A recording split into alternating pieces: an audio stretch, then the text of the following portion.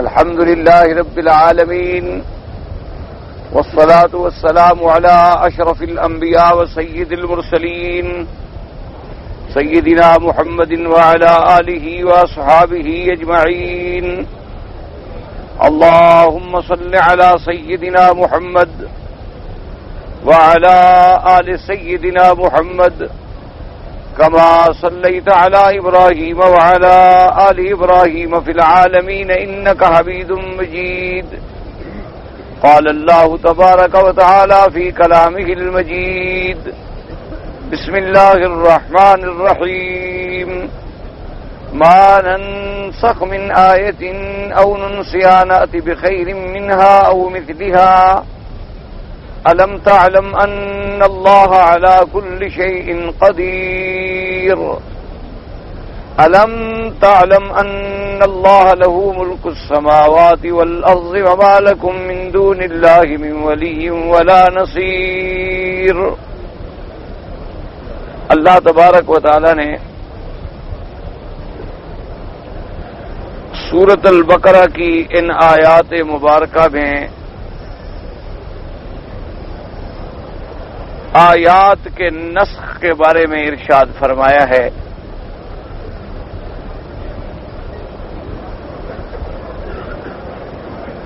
کسی آیت کا منسوخ ہو جانا جو ہے اس کے بھی اقسام ہیں. کبھی تو ایسا ہوتا ہے کہ اللہ تبارک و تعالی ایک آیت مبارک نازل فرماتے ہیں اور اس کے بعد پھر اس کے الفاظ مبارک بھی اور اس کا حکم دونوں منسوخ ہو جاتے ہیں. یعنی نہ وہ الفاظ باقی رہتے ہیں اور نہ وہ حکم باقی رہتا ہے. ایک نسخ کی شکل یہ ہے. اور دوسرا نسخ کی شکل یہ ہوتی ہے کہ الفاظ قراءتن تو منسوخ ہو جاتے ہیں. یعنی جو آیت اللہ تبارک و تعالی نے اتاری تھی وہ آیت پڑھی تو نہیں جاتی لیکن اس کا حکم جو ہے وہ باقی رہتا ہے اور اس حکم پر اللہ کے پیغمبر حضرت محمد مصطفیٰ صلی اللہ علیہ وسلم عمل فرماتے ہیں اور پھر آپ کے بعد خلفائے راشدین صحابہ رضوان اللہ علیہم اجمعین اس کا عمل جو ہے وہ پھر قیامت تک باقی ہے. یعنی الفاظ منسوخ ہو جاتے ہیں اور حکم باقی ہو. اور کبھی یہ ہوتا ہے کہ الفاظ تو باقی رہتے ہیں. یعنی جو آیت اتاری جاتی ہے اس کے الفاظ باقی رہتے ہیں لیکن حکم باقی نہیں رہتا. یعنی اب تین صورتیں ہو گئیں. یا تو الفاظ بھی ختم اور حکم بھی ختم، یا الفاظ ختم اور حکم باقی، یا یہ ہوتا ہے کہ الفاظ تو باقی ہیں لیکن اس پر حکم جو ہے وہ ختم ہو چکا. تو یہ تین اقسام ہیں نسخ کے جو اللہ تبارک و تعالی نے قرآن مقدس میں ذکر فرمائے ہیں. اور اسی طرح احادیث مبارک میں بھی حضور صلی اللہ علیہ وسلم نے سرکار مدینہ صلی اللہ علیہ وسلم نے مثلا ابتدا میں ایک حکم فرمایا لیکن کچھ مدت گزرنے کے بعد اس حکم کو منسوخ کر دیا گیا. وہ حکم ختم ہو گیا، اس کے بجائے دوسرا حکم جاری ہو گیا. تو اسی طرح حدیث مبارک میں بھی نسخ اور اس کی مثالیں جو ہیں قرآن مقدس میں بھی موجود ہیں اور احادیث مبارک میں بھی موجود ہیں. جیسے قرآن پاک میں آپ نے پڑھا ہے الحمدللہ کہ سب سے پہلے اللہ تبارک و تعالی نے اپنے پاک پیغمبر کو اور ان پر ایمان لانے والے پیارے صحابہ رضوان اللہ علیہم اجمعین کو حکم دیا تھا نماز قائم کرنے کا، تہجد کا حکم تھا کہ یا ایھا المزمل قم اللیل الا قلیلا۔ اللہ نے حکم دیا کہ اے میرے پیارے نبی، کپڑے میں لپٹنے والے، رات کو آپ کھڑے ہو جائیں اللہ کی عبادت کے لیے، مگر تھوڑا سا آرام کریں۔ اب اس کی پھر تفصیل آئی تھی کہ نصفہ او انقص منہ قلیلا او زد علیہ ورتل القرآن ترتیلا، یعنی پہلے حکم یہ آیا کہ آپ عبادت کے لیے رات کو جاگیں مگر تھوڑا سا آرام کریں، ایک کیفیت یہ تھی۔ دوسری کیفیت یہ تھی کہ 2 حصے رات کے عبادت کریں اور 1 حصہ آرام کریں، یہ دوسری صورت تھی۔ اور تیسری صورت یہ تھی کہ بھی آدھی رات عبادت کریں اور آدھی رات آرام کریں۔ اور چوتھی صورت یہ تھی کہ 2 حصے آرام کریں اور 1 حصہ رات کا عبادت کریں۔ تو سب سے پہلا حکم جو اترا ہے، اللہ تبارک و تعالی نے اپنے پاک پیغمبر صلی اللہ علیہ وسلم کو حکم دیا کہ آپ رات کو جاگیں، کیونکہ رات کی عبادت جو ہے یہ انسان کے لیے اور اس کی ترقی کے لیے اور اللہ تبارک و تعالی کے ہاں درجات کی بلندی کے لیے اور اپنے نفس کو کچلنے کے لیے، اللہ کے احکام کو سمجھنے کے لیے رات کی عبادت کا ایک بہت بڑا مرتبہ ہے۔ کیونکہ ایک تو رات کی عبادت جو ہے وہ ریا سے دور ہوتی ہے۔ آدمی اپنے گھر میں سویا ہوا ہے اور رات میں اٹھتا ہے، وضو کرتا ہے، تہجد پڑھتا ہے، کوئی دیکھنے والا نہیں ہے اللہ کے سوا۔ اور پھر رات جو سکون کے لیے اللہ نے بنائی ہے اس میں شور نہیں ہوتا، سب لوگ سوئے ہوئے ہیں، سکون ہے، آوازیں نہیں آ رہی ہیں، شور و شغب نہیں ہے، تو آدمی جب قرآن پڑھتا ہے، نماز پڑھتا ہے، تو اس کا دل و دماغ پوری طرح اللہ کے قرآن کی طرف متوجہ ہوتا۔ بنسبت دن کی نماز کے آپ نماز پڑھ رہے ہیں، کوئی موٹر گزری اس نے ہارن دیا، انسان کا خیال ادھر چلا گیا۔ آپ نماز پڑھ رہے ہیں، کوئی 2 بچوں نے شور کر دیا تو آپ کا ذہن ادھر چلا گیا۔ اور آپ حرم میں ہیں، مسجد میں ہیں، نماز پڑھ رہے ہیں، ہو سکتا ہے اللہ نہ کرے دل میں خیال آ جائے کہ ریا پیدا ہو جائے، کہ لوگ سمجھیں کہ مولوی بڑی عبادت کرتا ہے، بڑے طواف کرتا ہے، بڑی نمازیں پڑھتا ہے، تب بھی عبادت برباد ہو گئی۔ تو جس عبادت میں ریا نہیں ہوتا، جو ریا سے دور ہوتی ہے، کیونکہ ریا جو ہے وہ بھی ایک شرک ہے، لیکن شرک خفی ہے۔ ریا شرک کیوں ہے کہ ہم عبادت کرتے ہیں اللہ کے لیے، جب دل میں یہ خیال آ گیا کہ لوگ مجھے سمجھیں کہ میں عابد ہوں، تو اب اللہ کی عبادت میں نے بندوں کو بھی شریک کر لیا۔ کہ عبادت سے مقصد بندگی تھی اللہ کی اور رضا حاصل کرنی تھی اللہ کی، لیکن دل میں یہ خیال آ گیا کہ لوگ سمجھیں بڑا عابد ہے، بڑا زاہد ہے، بڑا نمازی ہے، بڑا حاجی ہے، ہر سال عمرے کرتا ہے، ہر سال حج کرتا ہے۔ بس جب لوگوں کی رضا کا خیال آیا تو گویا ہم نے اللہ کی اس بندگی میں غیروں کو بھی شریک کر دیا۔ لیکن رات کی عبادت میں کون دیکھنے والا؟ یعنی حتیٰ کہ اگر بیوی بچے بھی دوسرے کمرے میں سوئے ہوئے ہیں تو انہیں بھی پتہ نہیں ہوتا۔ اسی لیے آپ جس عبادت سے ابھی ابھی فارغ ہوئے ہیں، روزے رمضان المبارک کے، اور جن لوگوں کو اللہ نے توفیق بخشی کہ انہوں نے 6 روزے شوال کے بھی رکھ لیے، اللہ تبارک و تعالی سب مسلمانوں کی عبادات کو منظور و مقبول فرمائیں، کیونکہ میرے آقا کا ارشاد ہے کہ جس نے رمضان کے ساتھ 6 روزے شوال کے بھی رکھ لیے فکأنما صام الدہر، فرمایا گویا اس نے پورا سال روزے رکھ لی۔ کیونکہ ایک نیکی پر 10 کے ملنے میں تو نص قطعی ہے کہ من جاء بالحسنۃ فلہ عشر امثالھا. تو جب ایک مہینے کے روزے رکھے تو 300 روزے اس کے بن گئے، اور جب 6 روزے رکھے تو 60 اس کے بن گئے، تو 360 گویا اس نے سارا سال روزے رکھ لی. اور جن لوگوں نے شوال میں روزے نہیں رکھے ان کے لیے بھی ابھی وقت ہے. یہ ضروری نہیں ہوتا کہ آدمی عید کے فوراً بعد 6 رکھ لے، وہ تو بہت بڑی بات ہے، افضل بات ہے، اچھی بات ہے. لیکن اگر شوال کے مہینے کے اندر وہ 6 روزے پورے کر لے تو اس کو یہ سعادت مل جاتی ہے. یعنی جن لوگوں نے 6 روزے نہیں رکھے وہ اب 6 روزے رکھ، یا 1 روزہ رکھ لیا، 2 چھوڑ دیے، پھر 1 رکھ لیا، یعنی شوال کے مہینے میں کسی طرح 6 پورے کر دیے، تو وہ بھی اس حدیث مبارک کے مصداق ہو جاتی ہیں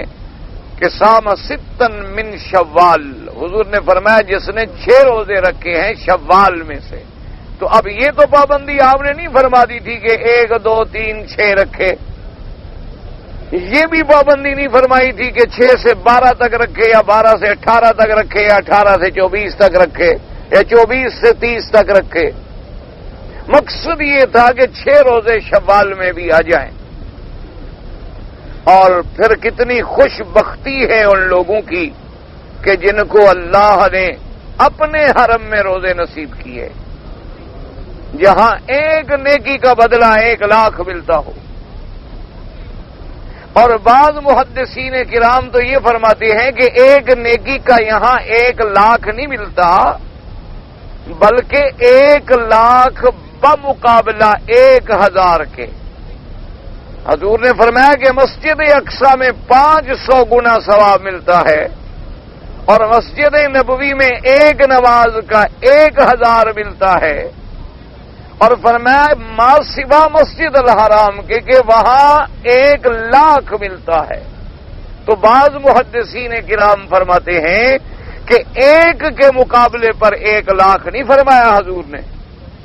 یا تو حضور یہ فرماتے کہ بھی باقی جگہ 1 ملتا ہے اور مسجد الحرام میں 1 لاکھ ملتا. حضور نے فرمایا میری مسجد میں تو 1000 ملتا ہے، اور جو 50,000 والی روایت ہے وہ ضعیف ہے. صحیح روایت جو ہے وہاں 1000 کی ہے. تو 1000 پر آیا مقابلے میں 1 لاکھ، تو 1 لاکھ ضرب 1000. تو بعض محدثین نے فرمایا کہ یہاں تو 1 نیکی کروڑوں تک چلی جاتی ہے. یہ 1 لاکھ 1 کے مقابلے پہ نہیں بلکہ 1000 کے مقابلے پر. اور واللہ یضاعف لمن یشاء، اور اللہ جتنا کسی کا اجر بڑھا دیں اس کے خزانے میں کوئی کمی تو ہے نہیں. تو اس روزے کے بارے میں بھی ایک حدیث قدسی ہے، حدیث الہی ہے، یعنی اللہ کا فرمان بلسان محمد مصطفیٰ صلی اللہ علیہ وسلم ہے کہ اللہ نے ارشاد فرمایا اپنے نبی پاک کو، اور حضور پاک نے اللہ کے اس حکم کو نقل فرمایا. فرمایا کہ الصوم لی وانا اجزی بہ. فرمایا کہ روزہ جو ہے یہ میرے لیے ہے اور اس کا بدلہ بھی میں دوں گا. یعنی کیا مطلب؟ ہر عمل کا بدلہ فرشتوں کے ذریعے ملے گا. اللہ فرشتوں کو حکم دیں گے کہ اس بندے کو یہ دے دو، یہ دے دو، یہ دے دو، یہ دے دو. لیکن فرمایا جب روزے کا مسئلہ آئے گا تو اللہ فرمائیں گے میں اپنے بندے کو خود بدلا دوں. اب اس کے درمیان میں فرشتوں کا واسطہ ختم ہو جائے گا، براہ راست اللہ اپنے بندے کو بدلا عطا فرمائیں گے. تو اس لیے محدثین کرام نے لکھا کہ اس کی وجہ کیا ہے کہ روزہ ایک ایسی عبادت ہے جس میں ریا نہیں ہوتی. ہر عبادت کے اندر ریا ہو سکتا ہے، لیکن روزہ ایسی عبادت ہے جس میں ریا کا کوئی سوال ہی پیدا نہیں ہوتا. کہ آپ رات کو سحری بھی گھر میں کرتے ہیں، اور اگر آپ گھر میں جائیں نعوذ باللہ اپنے کمرہ بند کر کے کچھ کھا پی لیں اور باہر آئیں کہیں روزہ ہے، کسی کو کیا پتہ لگ سکتا. لیکن جب آپ روزے کے ساتھ ہوتے ہیں، اپنے گھر میں ہیں، کمرے بند ہیں، فریج میں ٹھنڈا پانی لگا ہوا ہے، آپ کے سامنے بوتلیں ہیں، معقولات ہیں، مشروبات ہیں، لیکن آپ کہتے ہیں ابھی میں روزہ ہے میں ہاتھ نہیں لگاؤں گا، تو تو اب اللہ کے سوا کوئی دیکھنے والا نہیں ہوتا. تو چونکہ روزہ ریاض سے زیادہ دور ہے تو اس لیے اللہ کو یہ اتنا مقبول ہے، پسند ہے کہ اللہ نے فرمایا کہ اس کا بدلہ جو ہے میں خود دوں. اور بعض محدثین کرام تو یہ فرماتے ہیں کہ اس حدیث کا معنی یہ ہے کہ جس نے روزہ رکھا، فرمایا الصوم لی، روزہ میرے لیے ہے، میری رضا کے لیے ہے، فرمایا اس کا بدلہ میں خود بنوں گا، یعنی اپنے بندے کو دیدار نصیب کروں گا. یعنی جیسے وہ دنیا میں کھانے سے رکا رہا، پینے سے رکا رہا، شہوات سے رکا رہا، اپنے بیوی سے، گھر والوں سے رکا رہا، اور میرے حکم پر اپنے نفس کو، اپنی قوت حیوانیہ کو، قوت شہوانیہ کو قابو میں رکھا ہے، تو اس کا بدلہ بھی میں اس کو یہ دوں گا کہ اس کو قیامت میں اپنا دیدار نصیب کروں گا. تو جو عبادت ریاض سے دور ہوتی ہے اس کا اجر زیادہ ہوتا ہے. تو اب دن کی نمازوں کے معاملے میں رات کی نماز جو ہے وہ ریاض سے دور ہے. تو اب پہلا حکم کیا تھا کہ بھی نماز پڑھیں، یا تو آدھی رات آرام کریں، آدھی رات عبادت کریں، یا دو حصے عبادت کریں، ایک حصہ آرام کریں، یا دو حصے آرام کریں، ایک حصہ عبادت کریں. لیکن اس کے بعد جب کچھ عرصہ گزرا تو اللہ تبارک و تعالی نے یہ پہلا حکم جو ہے اس کو منسوخ فرما دیا، اپنے بندوں پہ رعایت فرما دی. اللہ نے حکم نازل فرما دیا علم ان سیکون منکم مرضی وآخرون یضربون فی الارض یبتغون من فضل اللہ وآخرون یقاتلون فی سبیل اللہ فاقرؤوا ما تیسر منہ. اللہ نے فرمایا میرے نبی صلی اللہ علیہ وسلم، اللہ جانتے ہیں اس بات کو کہ تم میں سے ایسے لوگ بھی ہوں گے جو بیمار ہو جائیں گے، تم میں ایسے لوگ بھی ہو جائیں گے جو زمین میں پھریں گے اللہ کا رزق حاصل کرنے کے لیے، تجارت کے لیے انہیں رات دن محنت کرنی ہوگی، سفر کرنے ہوں گے، کبھی بحری جہازوں میں، کبھی ہوائی جہازوں میں، کبھی گھوڑوں پہ، کبھی پیدل جا رہے ہیں اور اللہ کا فضل ڈھونڈ رہے ہیں. اور تم میں ایسے لوگ بھی ہوں گے جو اللہ کے راستے میں جہاد کریں گے اللہ کے نام کو بلند کرنے کے لیے. تو ان حالات میں رات کا آدھا جاگنا یا دو حصے جاگنا جو ہے بڑی مشقت والا کام ہے. لہذا اللہ نے فرمایا اب حکم یہ ہے فقرؤوا ما تیسر منہ، جتنا تم سے ہو سکے تم رات کو پڑھ لیا کرو. بس پہلا حکم ختم ہو. پہلے حکم میں تو پابندی تھی، لیکن اللہ نے دوسرا حکم بھیج کر پہلے حکم کی پابندی کو ختم کر دیا، آسانی فرما دی اپنے بندوں پر کہ رات کو اگر وہ چاہتا ہے 8 رکعتیں پڑھ سکتا ہے تو الحمدللہ، 10 پڑھ سکتا ہے الحمدللہ، 13 رکعتیں پڑھے الحمدللہ، اگر وہ 4 رکعتیں پڑھ سکتا ہے تو الحمدللہ، اگر 2 رکعتیں بھی پڑھ لے تو الحمدللہ. اگر رات کے آخری حصے میں اس کو اٹھنے کا یقین نہیں ہے، جیسے بعض لوگ ہوتے ہیں اب سو گئے تھکے ہوئے ہیں، اس کو اندازہ ہے کہ میں رات کو نہیں اٹھ سکوں گا، تو سونے سے پہلے وضو کر کے 2 رکعت پڑھ لے، وہ بھی تہجد ہے. ہمارے ہاں جو دماغ میں لوگوں نے ایک مسئلہ بنایا ہوا ہے کہ تہجد کا معنی یہ ہوتا ہے کہ آدمی نیند کرے اور سونے کے بعد اٹھے اور پڑھے، یہ مسئلہ غلط ہے. تہجد کے لیے سونا ضروری نہیں ہوتا. مقصد یہ ہے کہ جو سونے کے اوقات ہیں ان اوقات کو چھوڑ کے عبادت کرنا جو ہے تہجد ہے. تہجد کا معنی ہے چھوڑنا. تو نیند کا چھوڑنا، آرام کا چھوڑنا، بستر کا چھوڑنا. یعنی اگر کوئی آدمی عشاء کی نماز پڑھتا ہے، عشاء کی نماز پڑھنے کے بعد، سنتیں پڑھنے کے بعد وہ یہ چاہتا ہے کہ میں محنت والا آدمی ہوں، ڈپٹی والا آدمی ہوں، میں نے صبح اٹھنا ہے، وہ اسی وقت بھی اگر 2 رکعت پڑھ لے تو یہ بھی تہجد میں شمار ہو جائے. اگر گھر میں سونے سے پہلے پڑھ لے تب بھی تہجد شمار ہو جائے. تو اب پہلا حکم جو ہے وہ ختم ہو گیا اور دوسرا حکم آ گیا کہ فقرؤوا ما تیسر منہ، اتنی پڑھ لو جتنی تم پہ آسانی ہو، جتنی تم برداشت کر سکتے ہو، جتنی تم آسانی کے ساتھ، اخلاص کے ساتھ اللہ کی عبادت کر سکتے ہو. لیکن سمجھانے کا مطلب یہ تھا کہ دونوں آیتیں موجود ہیں، پہلی آیت بھی موجود ہے اور دوسری آیت بھی موجود ہے، لیکن پہلی آیت والا حکم منسوخ ہو گیا، حکم منسوخ ہو گیا، قرات باقی ہے، اور دوسرا حکم جو آ گیا وہ پڑھا بھی جا رہا ہے اور عمل بھی اسی پہ ہو رہا۔ ایک تو شکل یہ ہوتی ہے کہ قرات باقی ہے لیکن حکم منسوخ ہے،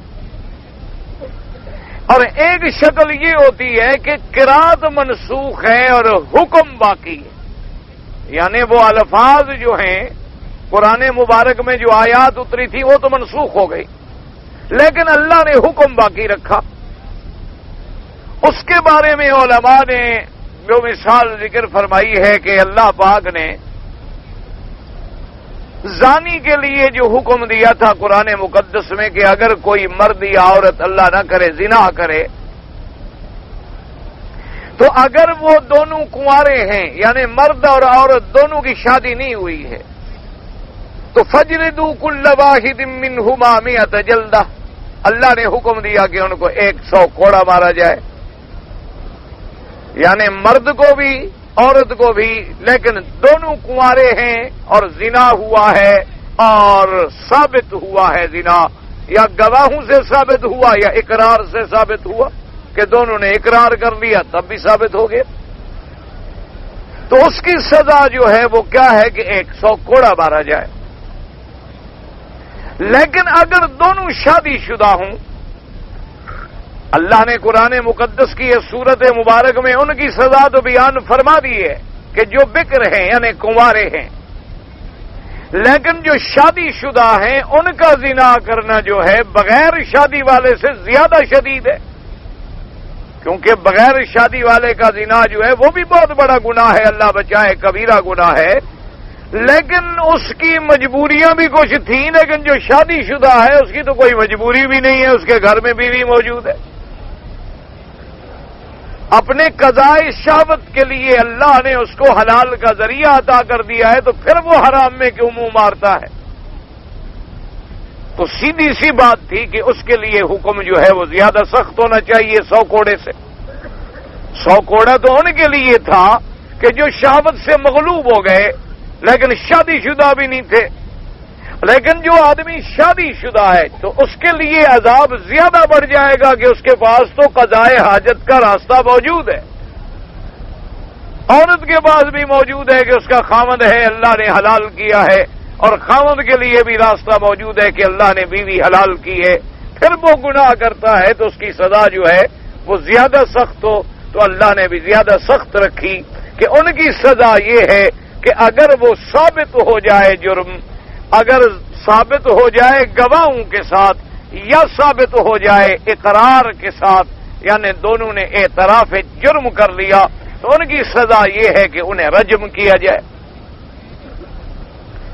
رجم کا معنی یہ ہوتا ہے کہ انہیں پتھر مار مار کے مار دیا جائے، کیونکہ زانی کی سزا جو ہے جو اتنا بڑا جرم کرتا ہے تو اللہ تبارک و تعالی اس جرم کو ہمیشہ کے لیے ختم کر دیتے ہیں کہ اب ایسا بندہ جو اپنے گھر میں حلال بیوی رکھنے کے باوجود دوسرے کے گھر میں مداخلت کر رہا ہے،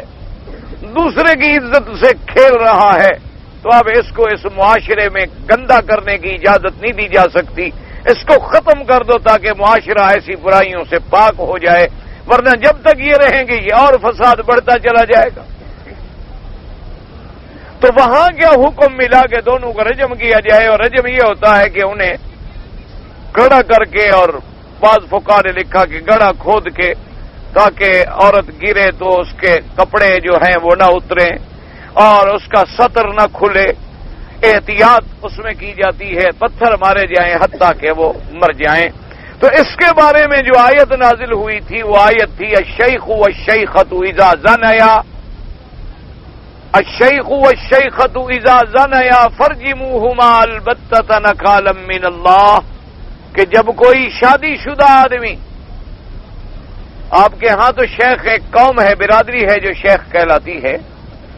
تو شیخ کا معنی جو ہے کئی معنوں میں دراصل استعمال ہوتا ہے، بوڑھے آدمی کو بھی شیخ کہتے ہیں، جب آدمی ضعیف ہو جاتا ہے تو اسے سن شیخوخہ کہا جاتا ہے، جیسے کہ قرآن مقدس میں آپ نے پڑھا ہوگا قصہ یوسف علیہ السلام میں ابونا شیخ کبیر، تو وہاں بھی اللہ نے شیخ کا لفظ استعمال فرمایا ہے، اور اسی طرح شیخ بمانے اس میں بھی آتا ہے کہ جو گھر والا ہے، شادی شدہ ہے، یعنی بیوی رکھنے والا آدمی ہے، اور عورت وہ شیخہ جو ہے یعنی خامد رکھنے والی عورت ہے۔ اللہ نے حکم دیا اذا زنیا، اگر وہ دونوں زنا کریں، فرجموہما البتۃ نکالا من اللہ، ان دونوں کو جو سزا دی جائے وہ رجم کیا جائے، پتھر مار مار کے اسے مار دیا جائے۔ افسوس یہ ہے کہ آج بھی دنیا میں اسلام کے نام پر ملک جو ہیں اپنے آپ کو اسلامی کہلانے والے، اور نام بھی انہوں نے بڑے خوبصورت رکھے ہوئے ہیں ماشاءاللہ، اور اپنے آپ کو اسلامی بھی لکھتے ہیں، لیکن ان میں سب کچھ ہے، نہیں ہے تو صرف اسلام نہیں ہے۔ حالانکہ اگر آپ غور کریں تو اسلامی ملک تو وہ ہوتا ہے جہاں اسلام ہو، جہاں اسلام کی حکمرانی ہو، جہاں اسلام کا قانون چلتا ہو، جہاں اسلام بحیثیت دستور کے، بحیثیت ضابطۂ حیات کے نافذ ہو، اس ملک کو آپ اسلامی کہیں۔ ورنہ تو آپ کہہ سکتے ہیں کہ مسلمانوں کے ملک ہیں، یعنی اس میں مسلمان تو رہتے ہیں، لیکن جہاں تک اسلامی حدود کا تعلق ہے جب وہ نافذ نہ ہوں تو اس وقت تک ہمیں صحیح معنوں میں اسلامی کہلانے کا حق نہیں پہنچتا۔ یہ علیحدہ بات ہے کہ چونکہ مسلمان حاکم ہوتے ہیں اس نسبت سے ہم اسلامی کہہ دیتے ہیں، وہاں نماز روزہ بھی ہوتا ہے، مسجدیں بھی ہوتی ہیں، قرآن بھی پڑھا جاتا ہے، اس نسبت کے ساتھ اسلامی کہہ دیا جاتا ہے، ورنہ حقیقی معنوں میں اسلام کے ملک وہ ہوتے ہیں جہاں اسلام نافذ۔ اور یہ بھی آپ یقین کر لیں، اللہ کے کعبے میں ہیں آپ کہ آپ ساری دنیا کے نظام کنگھال ڈالیں، آپ ساری دنیا کے فلسفے اپنا کر دیکھ لیں، آپ ساری دنیا کے چاہے جمہوری نظام ہوں یا سیکولر ہوں، چاہے وہ شیوعیین ہوں، سوشلسٹ ہوں یا جمہوریت پسند ہوں، چاہے وہ پارلیمانی ہوں یا صدارتی ہوں، کچھ ہوں، آپ ساری دنیا کے نظاموں کو دیکھ لیں، اس قوم کو، انسانیت کو، اولاد آدم کو امن نہیں ملے گا جب تک وہ محمد مدنی کے قانون کو نہیں اپنائیں صلی اللہ علیہ وسلم۔ بندوں کے بنائے ہوئے قانون ہیں، بندے توڑ ڈالتے ہیں۔ ایک انسان قانون بناتا ہے تو دوسرا انسان اسے توڑنے کے راستے بھی نکال لیتا ہے۔ ایک پارلیمنٹ میں ایک قانون پاس ہوتا ہے تو اس سے زیادہ اچھا دماغ رکھنے والے آدمی جو ہیں اس کو توڑ بھی لیتے ہیں، اگر مگر بھی نکال لیتے ہیں، چونکہ چنانچہ بھی نکال لیتے ہیں، ہی بھی کے فرق بھی نکال لیتے ہیں اور قانون کا حلیہ بگاڑ دیتے ہیں۔ یہ اللہ کا نظام ہے جسے انسانوں کو کوئی حق نہیں پہنچتا کہ اس میں کسی زبر زیر کی تبدیلی کریں۔ اور پھر ساری دنیا کے نظام یاد رکھو جرم کو ختم نہیں کرتے، وقتی طور پہ ایک انسداد تو ہوتا ہے لیکن جرم ختم نہیں ہوتا۔ جیسے انگریز کی دوائی بیماری کو ختم نہیں کرتی، اسی طرح انگریز کا قانون بھی اصل روحانی بیماری کو بھی ختم نہیں کرتا۔ آپ بیمار ہوں گے، ڈاکٹر کے پاس جائیں گے، وہ کوئی اینٹی بائیوٹک تجویز کر دے گا کہ آپ کو جناب نزلہ ہے تو فلاں کیپسول کھا لیں، وہ نزلہ تو ختم ہو جائے گا لیکن انشاءاللہ پھیپھڑے تباہ ہو جائے۔ اور اگر کوئی دوائی دے گا پھیپھڑے ٹھیک کرنے کے لیے، پھیپھڑا تو انشاءاللہ ٹھیک ہو جائے گا، جگر ڈیمیج ہو جائے۔ اگر وہ جگر ٹھیک کرنے کی دوائی دے گا، جگر تو انشاءاللہ ٹھیک ہو جائے گا لیکن آپ کے دماغ پہ اثر ہو جائے گا، کیونکہ وہ تو جراثیم کو زور سے مارنے کی کوشش کرتا ہے، اس بیماری کو جڑ سے نہیں کاٹتا۔ اسی طرح آپ کا قانون ہے، چوری کو ختم نہیں کرتا، زنا کو ختم نہیں کرتا، کسی ڈاکے کو ختم نہیں کرتا، اور اسلام کا قانون یہ ہے کہ جرم ختم کر دیتا ہے کہ ہاتھ اگر اتنا لمبا ہو گیا ہے کہ دوسرے کے گھر میں چلا گیا ہے تو چھوٹا کرو، اس کو ختم کرو۔ ایسے ہاتھ کو زندہ رہنے کی ضرورت کیا ہے دنیا کے اندر جو دوسروں کے گھر میں داخل ہو جاتا ہو، دوسرے کی جیب میں داخل ہو جاتا ہو؟ اور ایسے بندے کو پھر دنیا میں زندہ رہنے کا کیا حق حاصل ہے کہ جو اپنی بیوی کے بعد دوسری کی بیوی کی عزت لوٹتا ہو؟ تو اس کا نتیجہ یہ نکلتا ہے کہ جب 2-4 اسلام کی سزائیں نافذ ہو جاتی ہیں تو پوری دنیا میں امن قائم ہو جاتا ہے۔ آپ اندازہ فرما سکتے ہیں کہ 27 کی رات میں 18 لاکھ انسان ایک جگہ نماز پڑھ رہے ہوں۔ 18 لاکھ انسان اگر آپ کے کسی ملک میں جمع ہو جائے تو خدا جانے کیا نتیجہ نکلے۔ اور یہاں جو تھوڑی بہت چوری ہو جاتی ہے، کسی کا پاسپورٹ کٹ گیا، کسی کا ٹکٹ نکل گیا، یہ آپ کے اپنے حاجی کرتے ہیں۔ یہ جو پچھلے سال کے آئے ہوئے ہیں نا، وہ تو سینئر ہوتے ہیں نا، آپ ابھی جونیئر ہیں نا، نئے آئے ہیں نا اس سال، انہوں نے گناہ شنا بھی بخشوائے ہوئے ہیں، 1 سال عبادت کی ہوئی ہے، وہ اسی انتظار میں ہوتے ہیں کہ خروج کے وقت میں مجھے تکلیف ہوگی، ابھی کسی حاجی کا نہیں، پاسپورٹ کاٹو، فوٹو لگاؤ، تم تو نکلو، وہ رلتا ہے تو رلے، وہ اگلے سال آ جائے گا۔ یہ سب تمہاری اپنی برادری ہوتی ہے، ورنہ الحمدللہ ثم الحمدللہ اللہ کی رحمت سے یہ عرب کو ضرورت نہیں ہوتی، وہ تمہارے پاس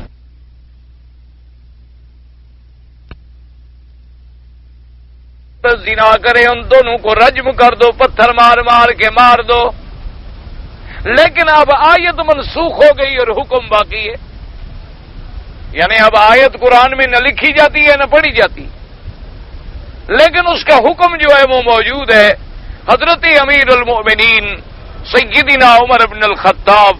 رضی اللہ تعالی عنہ وارضاہ، آپ نے ایک دفعہ منبر پہ خطبہ پڑھا اور فرمایا کہ لوگوں، میرا دل چاہتا ہے کہ میں اس آیت مبارک کو اللہ کے قرآن کے حاشے پہ لکھ دوں، لیکن مجھے ڈر لگتا ہے کہ کہیں دنیا یہ نہ کہہ دے کہ عمر نے قرآن میں کچھ بڑھا دیا ہے، کیونکہ حضرت عمر رضی اللہ تعالی عنہ عبقری تھے۔ حضرت عمر رضی اللہ تعالی عنہ کو اللہ نے بڑی وسعت دی تھی، ان کی نظر اتنی دور رس تھی، ان کو پتہ تھا کہ ایسے ایسے روافض اور ایسے ایسے شیعہ لوگ پیدا ہوں گے جو کل کو میرے نام سے دنیا میں قصے کہانیاں گھڑیں گے، تو اس لیے انہوں نے فرمایا کہ میرا جی تو چاہتا ہے کہ یہ آیت ہم نے پڑھی ہے، حضور نے ہمیں پڑھائی ہے، لیکن چونکہ آیت منسوخ تلاوت ہے اس لیے میں لکھنے کی جرت تو نہیں کر سکتا، لیکن فرمایا خبردار، حضور پاک نے اپنی زندگی میں بھی رجم کا حکم دیا ہے، سیدنا ابی بکر نے بھی حکم دیا ہے، اور میرے دور میں بھی رجم ہوا ہے، اور یہ حکم قیامت تک باقی ہے، کوئی یہ نہ کہہ سکے کہ قرآن میں نہیں ہے تو لہذا ہم نہیں مانتے۔ تو اب ایک صورت پہلی کیا تھی، صورت مزمل والی، کہ آیتیں ہم پڑھ رہے ہیں لیکن حکم منسوخ ہو گیا ہے۔ دوسری مثال یہ بن گئی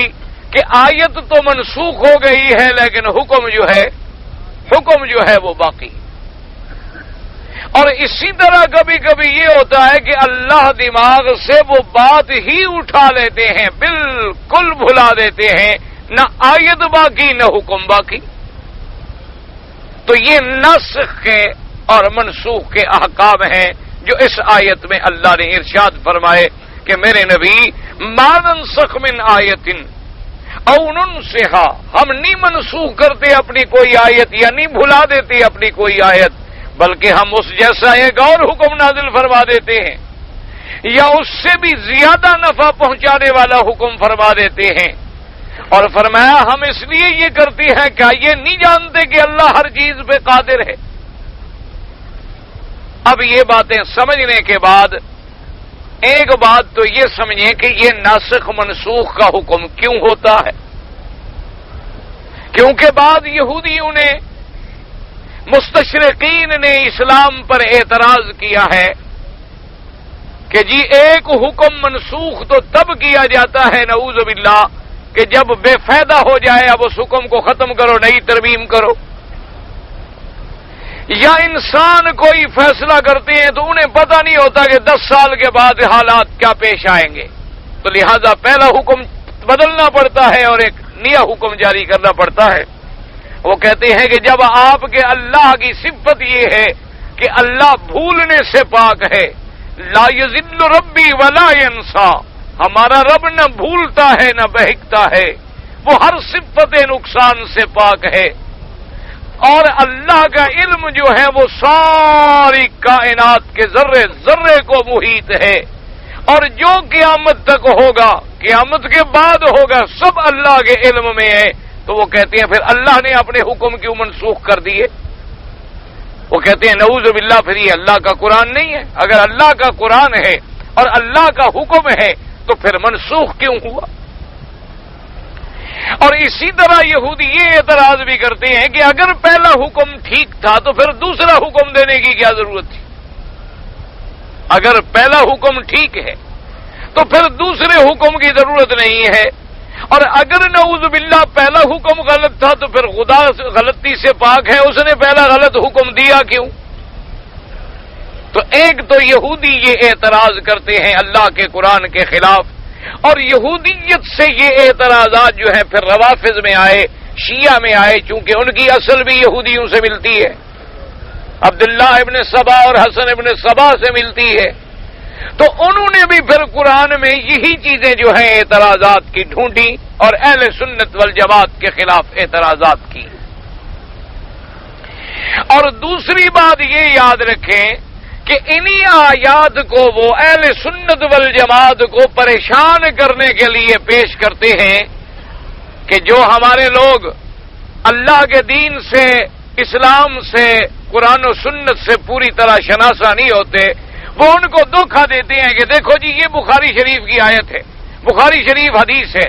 اس میں یہ لکھا ہوا ہے کہ فلاں آیت جو تھی منسوخ ہو گئی، فلاں آیت جو تھی ختم ہو گئی، فلاں آیت کو صحابہ نے نکال دیا، فلاں آیت کو صحابہ نے نہیں لکھا۔ تو دیکھو جناب، صحابہ نے قرآن میں رد و بدل کر دیا، قرآن کو نعوذ باللہ بدل دیا ہے صحابہ نے، تو ہم اس قرآن کو کیسے مانیں؟ تو اسی لیے نعوذ باللہ ثم نعوذ باللہ ان منکرین صحابہ کا، دشمنان صحابہ کا آج بھی یہ عقیدہ ہے کہ یہ قرآن جو ہے جو موجود ہے، جو پوری کائنات میں پڑھا جا رہا ہے، اس پر ان کا ایمان نہیں ہے، بلکہ ان کا عقیدہ یہ ہے کہ یہ قرآن بدل چکا ہے، اس قرآن میں بڑھا دیا گیا ہے اور اس قرآن میں گھٹا دیا گیا ہے، کہ جو اہل بیت کی شان میں آیتیں تھیں وہ صحابہ نے نکال لی، اور جو ہمارے ائمہ کے بارے میں آیات تھی وہ کہتے ہیں نعوذ باللہ وہ صحابہ کے بکریاں کھا گئی، ابی بکر رضی اللہ تعالیٰ عنہ کی بکری کھا گئی، اور ان کا عقیدہ یہ ہے کہ اصل جو مصحف ہے، مصحف فاطمہ رضی اللہ تعالیٰ عنہ، وہ تقریباً 70 گز لمبا ہے یا 70 ہاتھ لمبا ہے، اور غار میں ہے، اور ہمارا امام جو غار میں چھپا ہوا ہے، اس کے بعد قرآن بھی چھپا ہوا ہے، امام بھی چھپا ہوا۔ یہ ایک دنیا کا ایسا مذہب ہے جن کا قرآن بھی چھپ گیا، امام بھی چھپ گیا، لیکن مذہب باقی۔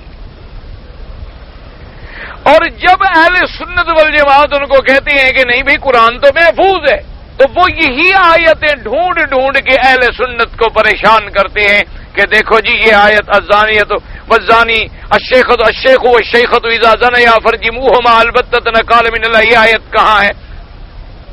یہ آیت کیوں نکال دی گئی قرآن سے؟ تو اسی طریقے سے جیسے کہ مثلا ایک روایت میں آتا ہے کہ عبداللہ ابن مسعود رضی اللہ تعالی عنہ نے جو اپنا مصحف ان کے پاس لکھا ہوا تھا اس میں معوذتین نہیں تھی، قل اعوذ برب الفلق اور قل اعوذ برب الناس، اور بعد روایات میں آ گیا کہ انہوں نے جو قرآن میں نہیں لکھا، مانا یہ ہے کہ وہ معوذتین کو قرآن نہیں سمجھتے تھے۔ اسی طرح بعض ائمہ نے بسم اللہ الرحمن الرحیم کو ہر سورت کی جز قرار دیا ہے، اور بعض ائمہ نے فرمایا کہ بسم اللہ الرحمن الرحیم جو ہے وہ ہر سورت کی جز نہیں ہے بلکہ فاصلے کے لیے ہے، اور بسم اللہ جو قرآن کی جز ہے وہ سورت النمل میں ہے، انہ من سلیمان و انہ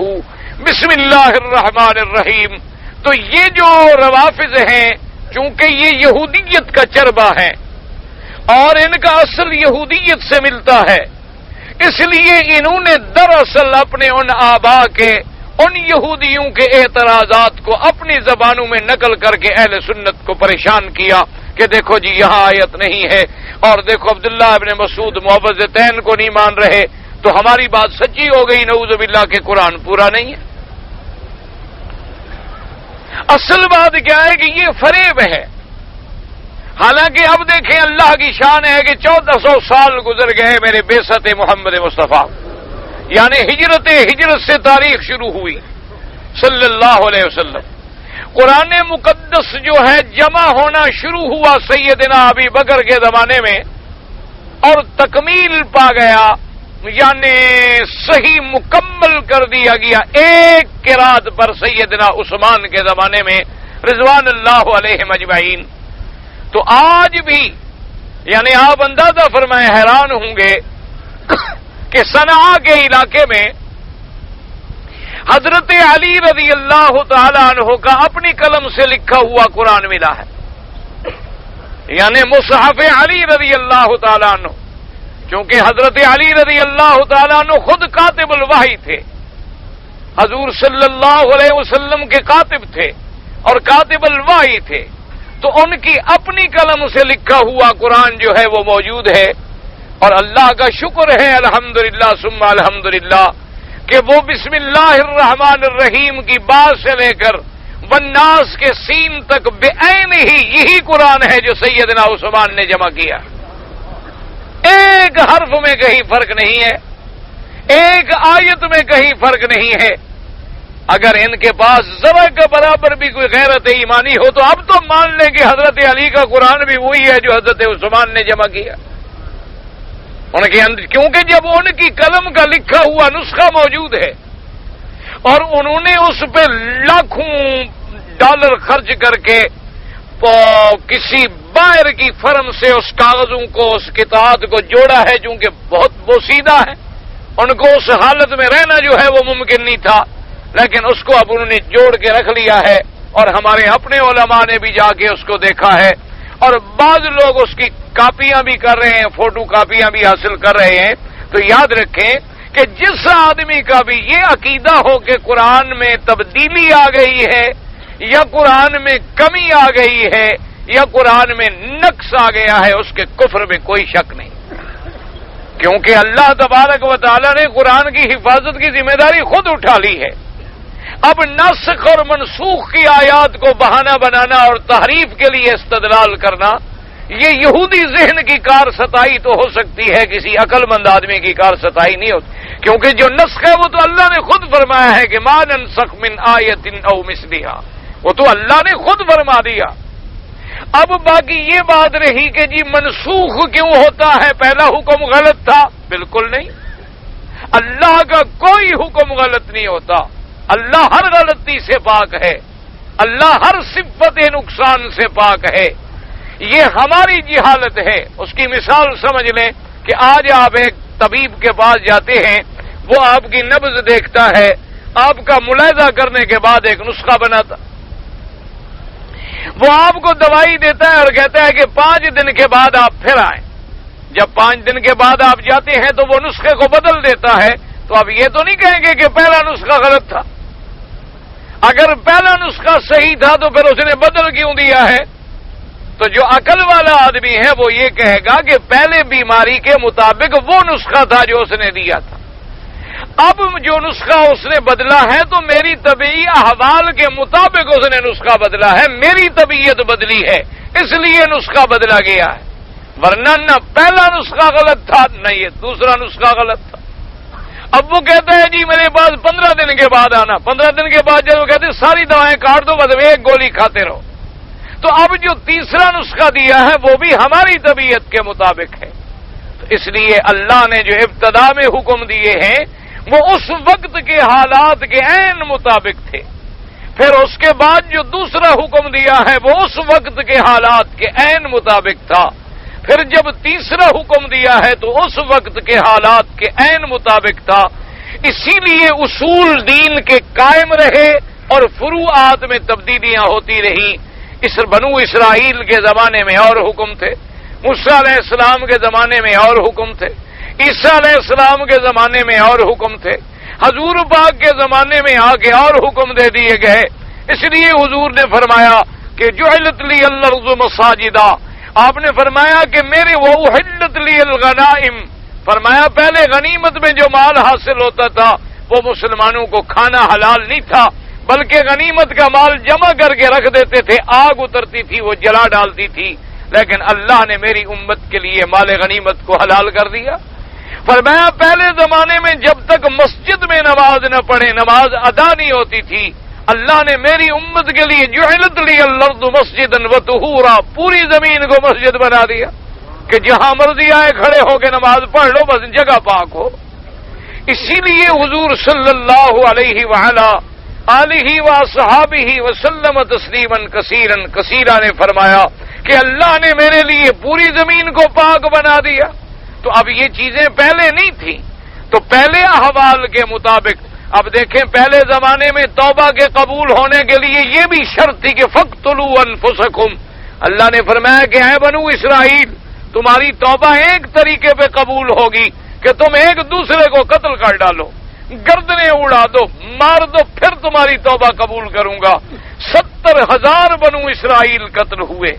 اس کے بعد معافی کا حکم آیا کہ اچھا اب رک جاؤ. لیکن اللہ پاک نے حضور پاک کی امت پہ کتنا بڑا کرم فرما دیا کہ اگر سر سے لے کر پاؤں تک گناہوں میں ڈوب چکے ہو،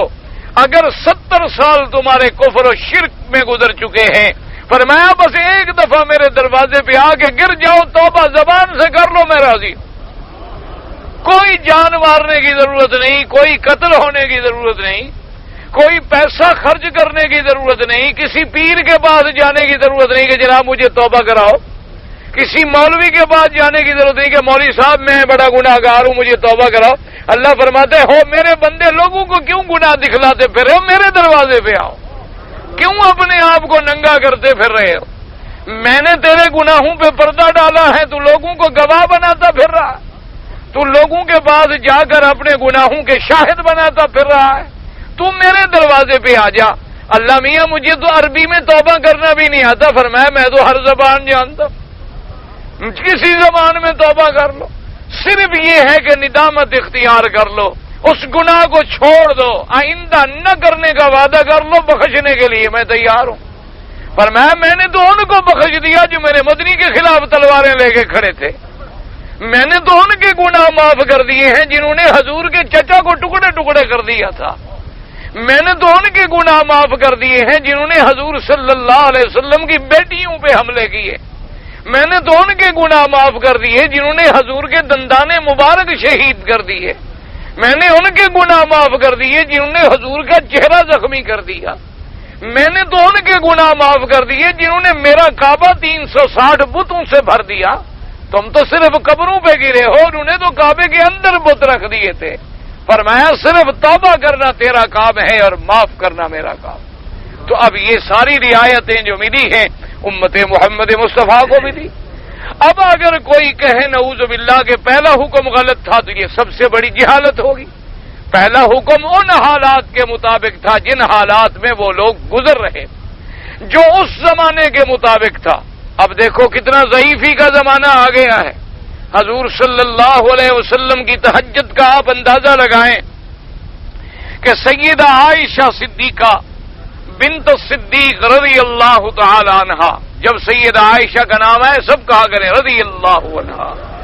سیدہ عائشہ صدیقہ پہ جو رضی اللہ عنہا نہیں کہتا وہ اللہ کے قرآن کا مخالف ہو جاتا ہے، کیونکہ جس سے اللہ راضی ہو اور تم نہ کہو رضی اللہ عنہا. صحابہ کے بارے میں اللہ فرماتا ہے میں راضی ہو گیا، تو جو رضی اللہ عنہ نہ کہے تو گویا وہ اللہ کے حکم کا مخالف ہے. اس لیے جب سیدہ عائشہ صدیقہ رضی اللہ تعالی عنہا فرماتی ہیں کہ حضور صلی اللہ علیہ وسلم سرکار مدینہ کی تہجد کے بارے میں پوچھا گیا کہ اماں ہمیں یہ تو بتلاؤ حضور تہجد کی کتنی رکعتیں پڑھتے تھے؟ تو بی بی صاحبہ نے فرمایا کہ بیٹے 8 رکعتیں پڑھا کرتے تھے، لیکن فرمایا کیا پوچھتے ہو؟ فلا تسأل عن حسنہن وطولہن. فرمایا کہ اے میرے بیٹے تمہیں کیا پتا اس جیسی نماز جو میرے مدنی پڑھا کرتے تھے اس کی خوبصورتی، اس نماز کی طوالت، یعنی ایسا بھی ہوتا تھا بی بی صاحبہ فرماتی ہیں کہ میں حضور کے آگے لیٹی ہوتی تھی. یعنی آپ اندازہ فرمائیں یہ شان کسی کو نصیب ہو سکتا ہے کہ حضور کے آگے عائشہ لیٹی ہے اور حضور تہجد پڑھ رہے ہیں. حضور بھی صلی اللہ علیہ وسلم بی بی فرماتی ہے کہ جب سجدے کا وقت آتا، چونکہ حجرہ مبارک تو بہت چھوٹا تھا، جو آپ نے دیکھا ہے حضور کا روضہ مبارک ہی حجرہ مبارک. اب یہ جالی مبارک جو ہے یہ تو بہت لمبی ہے، یہ تو بہت لمبی جالیاں ہیں، یہ تو کم از کم 7 جالیاں ہیں، اور اس میں تو بی بی فاطمہ الزہرا کا گھر بھی شامل ہے، یعنی حضرت علی رضی اللہ تعالیٰ عنہ کا گھر بھی اندر ہے. اور حجرہ مبارک تو یوں سمجھ لیں کہ جتنے حصے میں اب جالیاں ہیں اس کا چوتھا حصہ بھی نہیں تھا، یعنی اس کا 1/4 حصہ بھی نہیں تھا جو حجرہ تھا بی بی عائشہ صدیقہ کا رضی اللہ تعالی عنہا. یہ تو ساتھ جس جگہ لوگ بی بی فاطمہ میں کھڑے ہو کے سلام پڑھتے ہیں یہ غلط بات ہے. بی بی فاطمہ کی قبر نہیں ہے، بی بی فاطمہ الزہرا رضی اللہ تعالی عنہا کی قبر جو ہے وہ تو جنت البقیع میں ہے. یہ تو گھر تھا سیدنا علی رضی اللہ تعالی عنہ کا اور بی بی صحابہ کا، یہ آپ کے کوئی قبر کی جگہ نہیں ہے. بعض لوگ وہاں بھی کھڑے ہو کے پڑھتے ہیں نا صلاۃ و سلام، تو یہ اصل میں بات غلط ہے. آپ کی قبر ہے جنت البقیع میں، اور سیدہ عائشہ کی بھی جو قبر ہے وہ جنت البقیع میں ہے. حضور پاک کے اس حجرہ مبارکہ میں جو بی بی عائشہ کا حجرہ مبارکہ ہے اس کے اندر صرف قبر مبارک ہے میرے آقا حضرت محمد مصطفیٰ کی، سیدنا ابی بکر رضی اللہ تعالی عنہ کی، سیدنا عمر رضی اللہ تعالی عنہ کی، اور ایک قبر کی جگہ باقی ہے جو حضرت عیسیٰ علیہ السلام جب اترے گئے آسمانوں سے تو وہ بھی اسی روضہ مبارک میں دفن ہوں گے. تو بی بی صاحبہ فرماتی ہیں کہ اس چھوٹے سے حجرے میں، اس حجرہ مبارک میں جب حضور تہجد کے لیے کھڑے ہوتے تو بی بی صاحبہ فرماتی ہیں کہ جب آپ کی نماز کا وقت آتا، سجدے میں جانے کا وقت آتا تو حضور میرے پاؤں کو ہاتھ سے میرے پاؤں کو آپ ہاتھ لگاتے. میں سمجھ جاتی کہ اب حضور سجدہ کرنا چاہتے ہیں تو میں اپنے پاؤں سکیڑ لیتی تھی اور حضور سجدہ کر لیتے، اور پھر جب حضور کھڑے ہوتے تھے تو میں اپنے پاؤں سیدھے کر لیتی تھی. اور یعنی اتنی لمبی رکعت تھی کہ اتنی دیر بی بی عائشہ سو لیتی تھی اور حضور کھڑے ہیں نماز. اسی لیے احادیث مبارک میں آتا ہے کہ حضور صلی اللہ علیہ وسلم کبھی کبھی تہجد میں سورۃ البقرہ، سورۃ آل عمران، سورۃ النساء، سورۃ المائدہ، سورۃ انعام، یعنی 8 پارے جو ہیں میرے پاک نبی نے تہجد میں پڑھے. ہماری تو بس نمازیں دکھلاوے کی ہیں، نام کی ہیں، دعا کریں اللہ انہیں کام کی بنا دے، اللہ تبارک و تعالی ان میں حقیقت کا رنگ بھر دے، اللہ تبارک و تعالی ان میں اخلاص پیدا فرما دے. ہماری نمازیں تو ایسی ہیں آپ دیکھیں گے 70 سال کے بوڑھے ہیں ابھی ان کو رکوع کرنا نہیں آیا، ابھی ان کو سجدے کرنے کا طریقہ نہیں آیا، اللہ اکبر اللہ اکبر اللہ اکبر اللہ اکبر. یعنی حضور نے فرمایا کہ ایسے نمازیں پڑھتی ہیں جیسے مرغا دانے چن رہا ہو. یہ نماز نہیں ہوتی، یاد رکھا کریں ہمیشہ جب بھی نماز پڑھیں. ایک آسان طریقہ ہے کہ روزانہ تمہیں امام 5 دفعہ نماز پڑھاتے ہیں، تو ابھی تم نماز نہیں سیکھے ہو کہ کیسے پڑھی جائے، کہ بھی آرام سے رکوع کرو، رکوع سے پھر آرام سے سیدھے ہو جاؤ، آرام سے سجدے میں جاؤ، سجدے سے پھر آرام کے ساتھ بیٹھو کہ ہر عضو اپنے جوڑ اپنی جگہ پہ چلا جائے، پھر دوسرے سجدے میں آؤ. تو روزانہ جب 5 دفعہ سکھایا جائے اور پھر بھی آدمی اللہ اکبر اللہ اکبر اللہ اکبر اللہ اکبر کرتا رہے تو یہ تو بدقسمتی ہے کہ وقت بھی اپنا چھوڑا، گھر بار بھی چھوڑا، کعبے میں بھی آ گئے لیکن نماز بھی سیدھی نہ ہوئی، اپنے وطن بھی چھوڑ کے آ گئے، اپنے ملک بھی چھوڑ کے آ گئے، اللہ کے کعبے میں بھی آ کے آدمی اگر مشرک کا مشرک رہا تو پھر آنے کا کیا فائدہ. اللہ کے کعبے میں آنے کے بعد بھی اگر تم بدعت کی بدعت میں رہے، دیکھ لو سب اللہ کے گھر کے کونے ہیں لیکن حجر اسود پہ بوسہ ملتا ہے باقی کسی کونے پہ. تو جب باقی کعبے کے کونے کو بوسہ دینا جائز نہیں تو کسی قبر کو بوسہ کیسے جائز ہو سکتا ہے، کسی مزار کو بوسہ کیسے جائز ہو سکتا ہے. یہاں تو سارے مسئلے تیری آنکھوں کے سامنے ہیں، سارے مسائل تیری آنکھوں کے سامنے ہیں، پھر بھی دین سمجھ نہ آئے تو پھر تو بدقسمتی کی بات ہے. تو بی بی عائشہ صدیقہ رضی اللہ تعالی عنہا نے فرمایا کہ حضور یوں تہجد پڑھا کرتے تھے، تو اس لیے آپ اندازہ فرمائیں کہ اس نماز میں کتنی برکتیں تھیں، اور پھر بی بی کے مقام کا بھی اندازہ فرمائیں جو حضور کے آگے سو رہی۔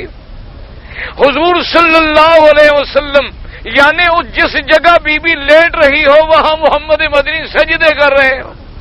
اسی سے آپ اندازہ فرما لیں ان کی عظمتوں کا، ان کی رفعتوں کا، ان کی مکانہ کا۔ تو لہذا آپ یہ تسلی اور عقیدہ ٹھیک فرما لیں کہ اللہ نے اگر کوئی حکم منسوخ کیا ہے تو یہ اللہ کے حکم اور اللہ کی مرضی ہے، اور اصل وجہ کیا ہے کہ بندوں کا امتحان ہے۔ کیا مطلب کہ جب حضور صلی اللہ علیہ وسلم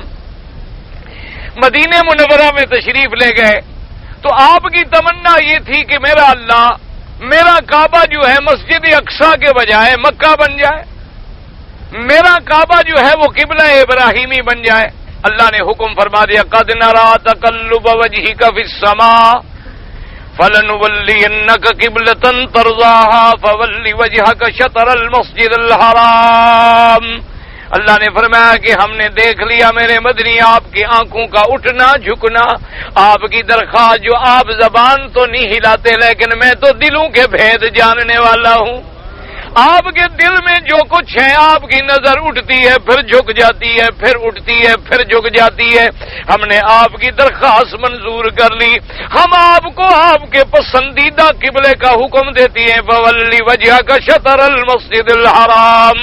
آج کے بعد بیت المقدس کو چھوڑ کے قبلے کی طرف رخ کرو۔ تو اب پہلا حکم ختم ہو گیا، منسوخ ہو گیا، دوسرا حکم جاری ہو گیا۔ تو جن کے دماغوں میں یعنی خلل تھا، جن کے دماغوں میں یہودیت کا اثر تھا، انہوں نے کہا دیکھو جی اللہ کے نبی پہلا قبلہ غلط تھا کہ اب دوسرے قبلے کی طرف چلے گئے، اگر پہلا قبلہ ٹھیک تھا تو ادھر جانے کی ضرورت کیا تھی، اور اگر پہلا قبلہ غلط تھا تو پھر ادھر نماز پڑھنے کی کیا ضرورت تھی؟ یا تو اللہ میاں ہمیشہ وہی کعبہ رکھتے، یا اللہ میاں ہمیشہ کے لیے یہی کعبہ رکھتے، کبھی وہ کعبہ کر دیا کبھی یہ کعبہ کر دیا، اس کی وجہ کیا ہے؟ اللہ نے فرمایا لیس البر ان تولوا وجوہکم قبل المشرق والمغرب، اللہ نے فرمایا ان جاہلوں کو کہہ دو میرا مدنی کہ مشرق اور مغرب کی طرف منہ کرنا تو کوئی بات نہیں، مشرق بھی میری، مغرب بھی میری، شمال بھی میرا، جنوب بھی میرا، یہ ساری جیتوں کے پیدا کرنے والا میں ہوں، مشرق بھی میں نے بنائی، مغرب بھی میں نے بنائی، شمال جنوب آسمان زمین سب میں نے بنائے۔ اصل مقصد تو یہ ہے کہ کون ہے جو میرے حکم کی تعمیل کرتا ہے، مقصد میرے حکم کی تعمیل ہے۔ میں نے جب تک مناسب سمجھا حکم دیا اپنے بندوں کو کہ مسجد اقصی کی طرف نماز پڑھو، اب میں نے اپنے بندوں کو حکم دیا ادھر پڑھو، تو جنہوں نے حکم ماننا ہے وہ تو میرے حکم پہ چلے آئیں گے، اور جنہوں نے کسی مسجد کی پوجا کرنی ہے وہ کھڑے رہیں گے کہ نہیں جی ہم تو ادھر سے نہیں ہٹتے، ہم تو بس اسی مسجد اقصی کی پوجا کرتے رہیں گے، ہم ادھر کیوں پھریں؟ تو جن لوگوں کے دماغ میں یہ ہے کہ بھائی مسجد اقصی ہو یا کعبہ ہو، مکہ ہو یا مدینہ ہو، مشرق ہو یا مغرب ہو، شمال ہو یا جنوب ہو، ہم نے تو اللہ کا حکم ماننا ہے، ہم نے تو اللہ کے حکم کی تعمیل کرنی ہے، تو وہ فوراً میرے حکم پہ۔ اسی لیے دیکھیں نا جی کہ اللہ نے اپنے نبی کو ایسی پاک جماعت دی تھی، سب کہہ دو رضی اللہ عنہم، اللہ کے کروڑوں رحمتیں ان پہ نازل ہوں، اللہ تبارک و تعالیٰ نے ایسی جماعت عطا فرمائی، حضور نے فرمایا ساری کائنات میں اللہ نے مجھے چن لیا اور میرے صحابہ کو میرے لیے چن لیا۔ وہ ایسی چنی ہوئی جماعت تھی کہ مسجد میں کھڑے ہیں، نماز پڑھ رہے ہیں اور مسجد اقصی کی طرف رخ ہے، اور ایک صحابی گزرتا ہے کہتا ہے مسلمانوں ابھی ابھی میں آ رہا ہوں، حکم ہو گیا اب مسجد اقصی قبلہ نہیں، فولی وجہک شطر المسجد الحرام، اللہ نے فرما دیا اب کعبے کی طرف رخ کرو۔ اسی نماز میں کھڑے کھڑے پھر گئے کہ جب اللہ کا حکم آ گیا تو ہمیں مسجد اقصی سے کیا ہے، مسجد اقصی کو بھی تو ہم اسی کے حکم پہ رخ کرتے تھے، اور اللہ کے کعبے کو بھی ہم اسی کے حکم پہ رخ کرتے ہیں۔ تو لہذا جن کا اللہ پر ایمان ہے وہ سمجھتے ہیں کہ جو اللہ نے حکم منسوخ کیا ہے اس میں بھی حکمتیں ہیں، جو اللہ نے حکم باقی رکھا ہے اس میں بھی حکمتیں ہیں، جو آیات اللہ نے اتاری ہیں لیکن لکھی نہیں جاتی اس میں بھی حکمتیں ہیں، تاکہ قیامت تک لوگ یہ نہ کہیں کہ جو قرآن میں ہے تو وہ ہم تو صرف وہی مانیں گے؟ اللہ نے فرمایا نا. اسی طرح ایک عورت آئی بیوی حضرت ابن عباس کی خدمت میں اور کہنے لگی کہ آپ نے فلاں حکم جو دیا ہے میں نے تو قرآن پڑھا ہے، قرآن میں نہیں ہے. تو حضرت ابن عباس نے فرمایا کہ بی بی قرآن میں ہے. تو اس نے کہا حضرت میں نے سارا قرآن پڑھا ہے الحمدللہ، پھر میں عرب عورت ہوں، قرآن سمجھنے والی ہوں، قرآن میں یہ حکم نہیں ہے. آپ نے فرمایا تم نے قرآن پڑھا نہیں ہے، اگر تم نے قرآن پڑھا ہوتا تو یہ اعتراض نہ کرتی. اس نے کہا ابن عباس حیرت نے فرمایا قرآن کہتا ہے ما آتاکم الرسول فخذوہ وما نہاکم عنہ فانتہوا. اللہ نے فرمایا جو میرا مدنی تم کو دے اس کو پکڑ لو، جس سے روکے رک جاؤ. یہ قرآن میں ہے کہ نہیں ہے؟ اس نے کہا ہے. تو اس نے کہا اب جو رسول حکم دے رہا ہے تو گویا وہ بھی تو قرآن کا حکم ہے. قرآن ہی نے تو حکم دیا ہے نا، جو میرا رسول حکم کرے مانو، اور جس کام سے میرا مدنی روکے رک جاؤ. تو جو مدنی باغ حکم دے رہے ہیں وہ بھی تو اللہ کے قرآن کا حکم ہے، کیونکہ ما ينطق عن الهوى ان هو الا وحی یوحى. اللہ کا نبی کبھی اپنی خواہش سے کوئی آیت نہیں پڑھتے جب تک اللہ حکم عطا نہ فرمائے. تو جب ہر چیز اللہ کا حکم ہے تو یہ ناسخ ہے یا منسوخ ہے. ہمارا سب پر ایمان ہے کہ یہ تمام چیزیں جو ہیں اللہ کے حکم ہیں، اور اس میں اللہ اپنے بندوں کو آزمائش کرتے ہیں کہ کون میرے حکم کے تابع ہے اور کون اگر مگر کے بہانے نکال کے اللہ کے قرآن سے بھاگتا ہے. دعا کریں اللہ ہم سب کو قرآن و سنت کا تابع بنائے. ایک لڑکے کا نکاح ماموں کی لڑکی کے ساتھ ہو چکا، لڑکے نے نانی کا دودھ پیا، حقیقی ماں ہے یہ نکاح. بھائی ایک بات یاد رکھو، ایک موٹا مسئلہ یاد رکھ لو کہ ما یحرم من النسب یحرم من الرضا، کہ جو چیز نسب میں حرام ہے وہ رضا میں بھی حرام ہے. ایک موٹی بات یاد رکھ لو، کبھی جھگڑے پہ پڑنے کی ضرورت نہیں ہو. مثلا اپنی اگر حقیقی لڑکی ہو تو اس سے نکاح جائز ہے؟ ناجائز. حقیقی بہن سے نکاح جائز ہے؟ ناجائز. حقیقی ماں سے نکاح جائز ہے؟ ناجائز. اب دودھ پینے والی بھی بہن ہے، دودھ پینے جس سے دودھ پیا وہ بھی ماں ہے. تو اس لیے جو نسب میں حرام وہ رضا میں بھی حرام. تو اگر اس نے اس عورت کا دودھ پیا ہے سیدھی بات ہے وہ عورت اس کی ماں ہے، عورت اس کی ماں ہے، اور اس کے بچے جو ہیں اس کے باپ بھائی بہن بن جائیں. تو اس لیے ایک موٹی بات یاد رکھ لیں، پھر وہ نکاح نہیں ہوتا.